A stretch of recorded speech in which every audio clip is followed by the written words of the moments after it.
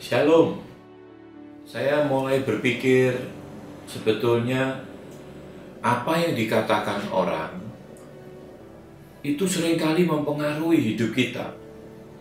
Tapi harusnya kita sebagai orang percaya, yang mempengaruhi hidup kita itu adalah firman Tuhan. Jadi apa kata orang, apa kata firman Tuhan. Nah, kita harus ikuti apa kata firman Tuhan.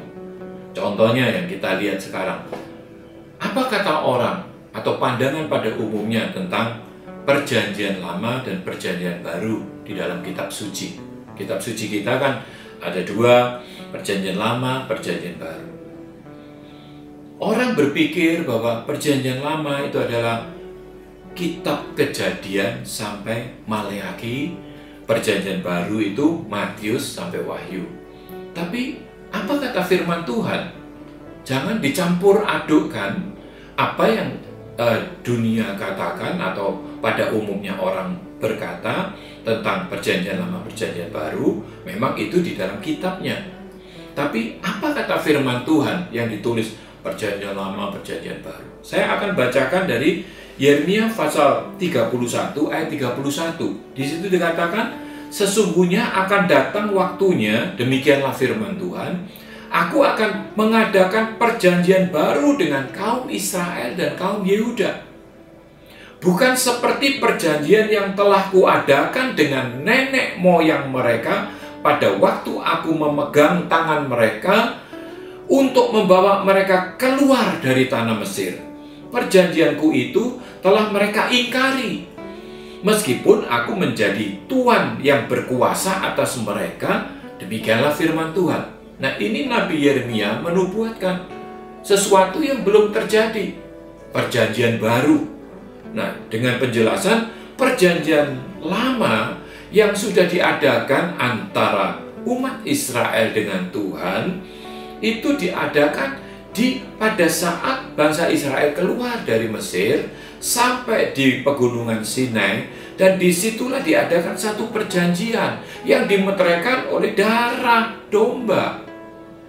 Nah, itulah satu perjanjian antara Tuhan dengan umat Israel waktu itu.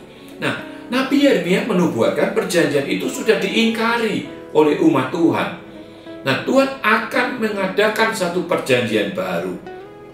Jadi kalau kita lihat misalnya di dalam Keluaran 24 ayat yang ke-8 di situ dikatakan, kemudian Musa mengambil darah itu dan menyiramkannya pada bangsa itu serta berkata, inilah darah perjanjian yang diadakan Tuhan dengan kamu berdasarkan segala firman ini. Nah, itu perjanjian yang diadakan antara umat Tuhan waktu itu, umat Israel sebagai umat pilihan Tuhan dengan Tuhan, dimeteraikan oleh darah binatang. Tapi perjanjian baru yang dikatakan oleh Tuhan Yesus di masa-masa dia mau menggenapi rencana Bapa. Tuhan Yesus berkata di dalam Injil Lukas pasal 22 ayat 20, demikian juga dibuatnya dengan cawan sesudah makan. Ia berkata, cawan ini adalah perjanjian baru oleh darahku yang ditumpahkan bagi kamu. Kemudian di dalam 1 Korintus pasal 11 ayat 25, demikian juga ia mengambil cawan sesudah makan lalu berkata, cawan ini adalah perjanjian baru yang dimeteraikan oleh darahku. Perbuatlah ini setiap kali kamu meminumnya menjadi peringatan akan aku. Nah, apa yang dinubuatkan oleh Nabi Yeremia itu digenapi oleh Kristus, oleh Tuhan Yesus. Inilah perjanjian baru yang dimeteraikan oleh darahku, yang dulu oleh darah binatang, sekarang oleh darah Kristus, darah Tuhan Yesus. Nah, ini satu perjanjian yang diperbaharui penggenapan dari nubuatan Nabi Yeremia, karena perjanjian yang lama itu sudah diingkari. Dan ini yang kita pakai sekarang, darah perjanjian Kristus, yaitu perjanjian baru.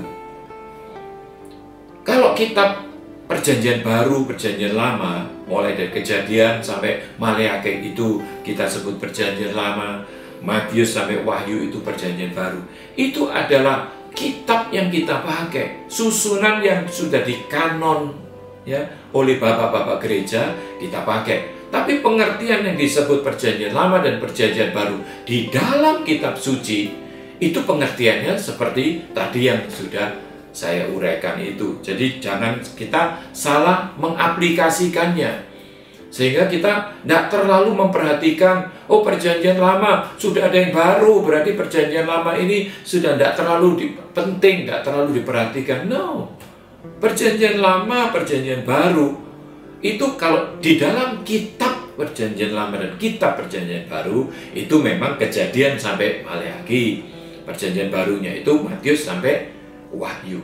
Tapi yang di dalam kitab suci perjanjian lama dan perjanjian baru itu pengertiannya adalah seperti tadi. Perjanjian lama adalah darah, dimeteraikan oleh darah binatang, yang dimana bangsa Israel mau mentaati janji, mau mentaati firman Tuhan. Nah kemudian itu sudah diingkari, kemudian diganti dengan perjanjian baru yang digenapi oleh darah Kristus, yaitu dengan wafatnya di atas kayu salib. Darahnya itu mengganti satu perjanjian lama menjadi perjanjian baru. Saudara dan saya sekarang ini hidup di zaman perjanjian baru. Bukan berarti yang perjanjian lama itu tidak berlaku lagi. Hal yang sudah digenapi oleh Kristus itu yang sudah tidak berlaku. Materai oleh darah binatang tidak lagi kita lakukan dalam ibadah-ibadah kita, dalam tata cara ibadah kita. Tapi kita percaya darah Kristus sudah memeteraikannya, bukan darah binatang lagi. Tapi untuk hal-hal yang berhubungan dengan misalnya jangan berzina, jangan membunuh, menghormati orang tua dan sebagainya, semua itu tetap berlaku. Jangan kita anggap, wah ini tidak terlalu penting, ini perjanjian lama. Kita sekarang hidup di zaman perjanjian baru. Itu satu penerapan yang tidak pas. Makanya di dalam Ibrani pasal 9 ayat 13-20 itu dikatakan bahwa perjanjian lama tidak berlaku lagi sebagai wasiat lama, karena sudah ada wasiat baru. Yang lama sudah usang sehingga orang katakan perjanjian lama atau Torah itu tidak berlaku. Kita hidup di zaman perjanjian baru adalah kasih karunia. No, tidak sama. Jadi itu jangan sampai kita salah mengaplikasikannya di dalam hidup kita. Tuhan memberkati. Sampai ketemu di kesempatan yang akan datang. Amin.